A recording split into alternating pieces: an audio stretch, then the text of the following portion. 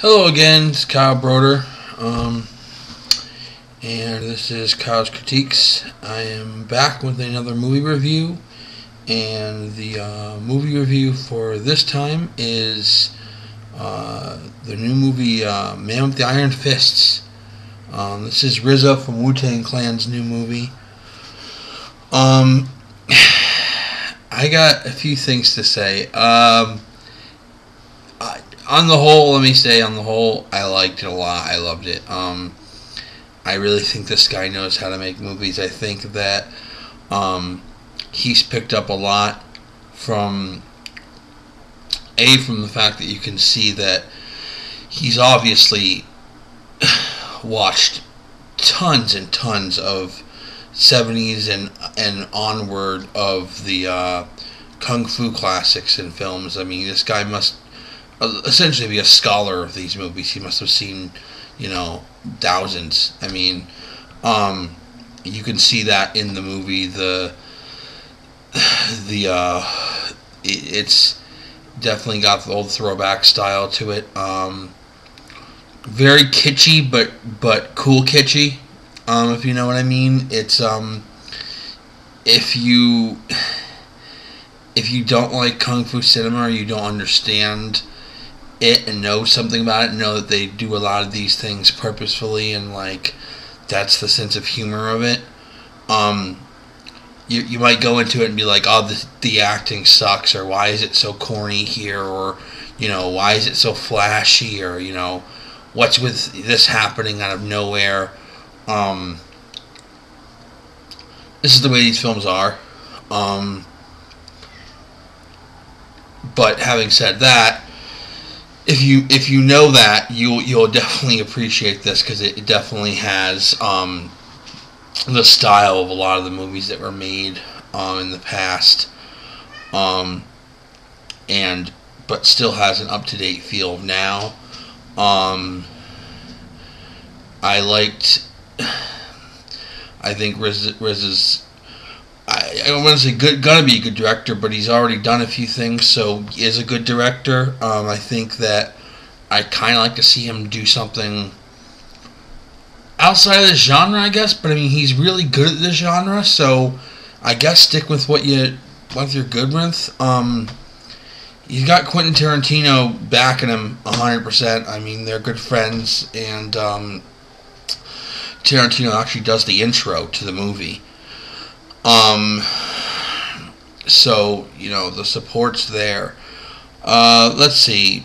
Things I really liked about it. Cinematography was obviously beautiful. Special effects were really cool. The choreography was amazing.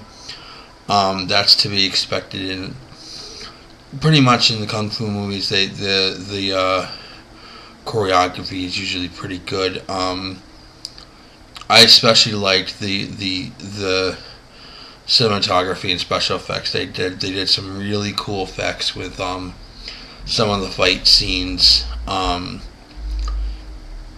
especially there's a scene where one of the main characters, I don't spoil anything, but he basically kills a whole bunch of people in one big fluid, flourishing move, and the blood kind of goes in a big pattern around him. It almost looks like a snake of blood that's following him, and it just looks beautiful. It sounds like a morbid thing to say. I'm talking about blood, but it absolutely looks great. Let's see. Other than that, things to touch on. Most of the performance is really great. It's a very tongue-in-cheek movie. A lot of humor in it. A lot of, like I said, it's very kitschy, but it's funny kitschy. It really has that a sharpness to it. Main things I want to touch on. RZA as lead actor was good, and he's solid. I don't think he's as much of an actor as he is a director. I think he's one of those guys, for the most part, kind of like Tarantino, who should just stay behind the camera. It's one of those things where they feel the need to put themselves in the movie because they like to act. I like to play basketball, but I'm not going to be in the NBA. It's one of those things where, do what you're good at. But it was passable. It was an interesting character. The character was great. Obviously, it's just his acting was only so-so, but it worked. It wasn't terrible. Russell Crowe was fantastic. A very fun, interesting character. He got to play, Jackknife. Just a pretty wild character. It's Russell Crowe. What can you say? I'm a pretty big fan. I think he's good in just about everything. And it must have been a fun role to play because nothing's taken too seriously. The only thing I have a bone to pick with, and maybe this is just me, but I'd like to think other people out there think this, and I know a couple do, one of them being my brother. Lucy Liu, I mean, I almost feel like if it weren't for Tarantino, she wouldn't have an acting career anymore. I mean, and it's through RZA using her, because Tarantino probably told him, yeah, she's great, use her.